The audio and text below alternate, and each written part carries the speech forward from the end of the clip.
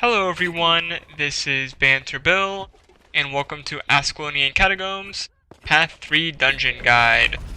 Starting off, you want to kill this Graveling right here. He is super easy, you don't even have to wait for everyone to get into the dungeon. You want to avoid the traps, head off to the right. Continuing with my intro, this is not a speedrunning guide, but a guide meant for those who need a refresher or for those who are new to the dungeon. I cut ahead briefly because I actually forgot to record starting on this path, so I used that intro from a previous recording. In terms of class composition, you want to bring at least one elementalist because their ice bows are very useful on the Graveling part.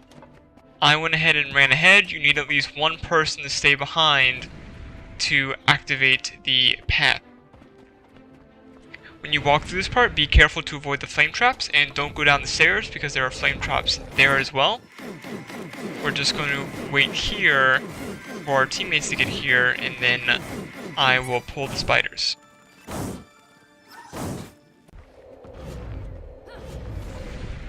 Never felt better.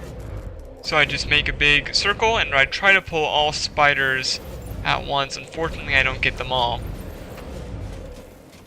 I'm going to bring the spiders back to my stack over here. If everyone stays tightly stacked, the spiders should come to you.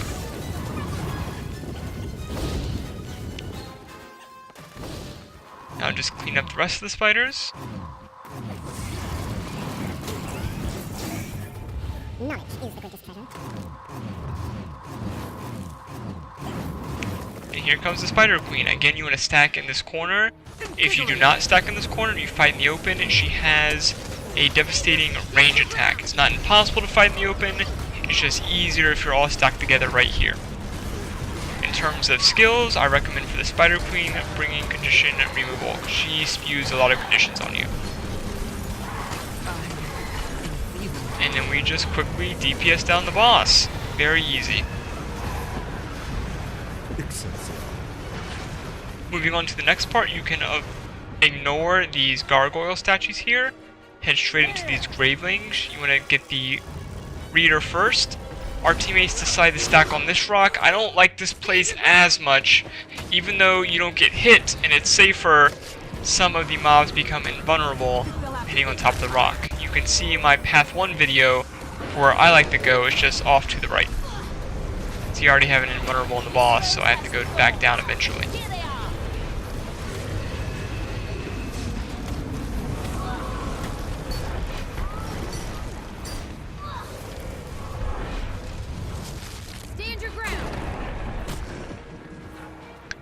Stability is very useful because the champion has a knockback attack. If you stay close in melee range though, he shouldn't use his knockback attack. Then coming here, you just want to avoid the AoEs. Only one person needs to get across to deactivate these traps. Then if you decide to skip the boss, you want to head around and to the right. He's not too bad. You can see my Path 1 video for a demonstration on how to defeat that boss. He is the same in all paths. To avoid these traps, jump on this column and then head off to the left. There will be some bad guys in this hall, but just run right past them.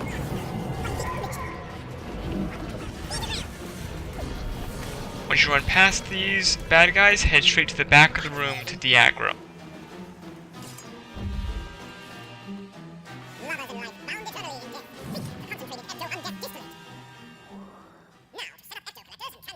On this part, we're going to make a circuit around the room, killing the Graveling's nest. This is where the elementalists want to use their ice bows. You want to use ice bow skill 4 on the nests.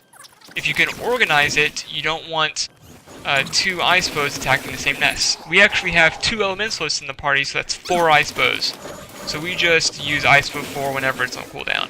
But if you only have 1 elementalist, try to alternate who's using their ice bow 4 skill when. And if you just do that, it's relatively easy. Sometimes Gravelings will get on the things you're supposed to protect. Just de-aggro them, and you should be fine.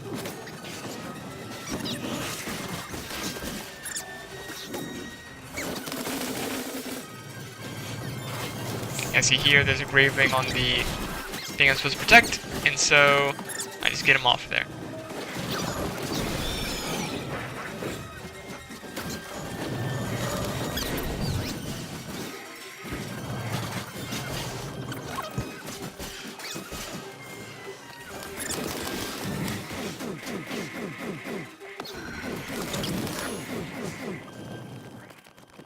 And we beat all the nests with plenty of time to spare. We're just waiting around here because we were killing those nests so fast with all those ice bows. Bounty of ecto-undeath distillate. Now, knowledge is the greatest treasure. And now we're ghosts. On this next part, we're just going to run straight through these spiders and head to the next part of this dungeon. Infuriating.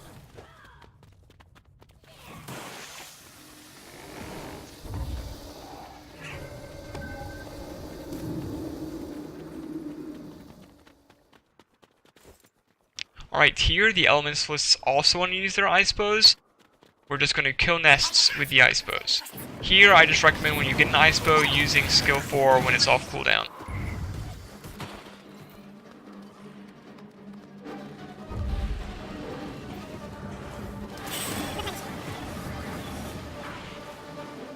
So since we have so many ice bows, our party actually splits up and kills multiple nests at once. You don't need to do that, especially if you only have one elementalist.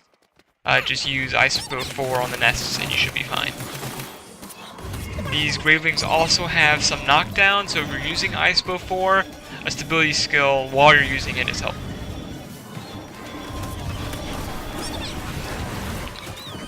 And there we go, we beat all the nests, and so we collect our event chest. Once you collect the event chest, make sure get out of combat and just waypoint to the next waypoint. If you don't want a waypoint, you can just walk around the hall, it's like 50 more yards. My resonance cascader will I could outrun a centaur. The ethereal flux oscillator indicates an open path. Then once this wall is down, we're just going to run through this next part, taking Lycan Path 1, the second hall on the left.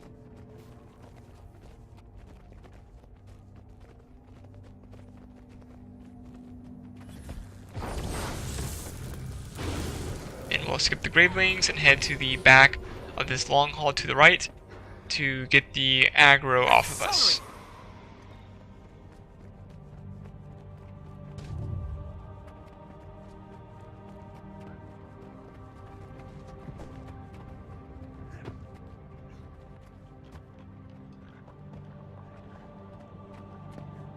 Once the aggro is off of us, then we are going to fight the boss. For this boss, you want everyone to stack in this corner I'm about to go into. You want to stack tight in this corner. If you stack tight enough in the back, you shouldn't get hit at all. If you do get hit, your ally should be right next to you to revive you. Eventually, we're going to pull this guy into melee range, so you can use melee attacks. I like to use a mix between range and melee just to get that range in the start, and then I'll switch to melee. Never felt better. So once he gets a bit closer, then I switch to my hammer. Condition removal and stability is very helpful. He does throw a lot of conditions on you if you aren't tightly packed in the back corner. I accidentally used hammer 2 there, which you do not want to do because you want to stay in this corner the whole time.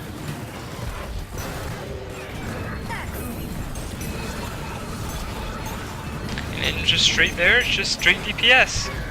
Relatively easy boss.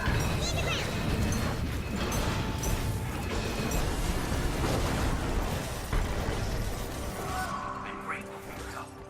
Let us rejoin the front lines to repel the invaders. Look for me there, brave soldiers. I would be glad to have you. That's it. Just make sure you stay in your ghost form to be transformed back into your cute little Asura or whatever ugly race you have. And collect your dungeon chest. Knew I'd make it through. Thanks for watching, guys.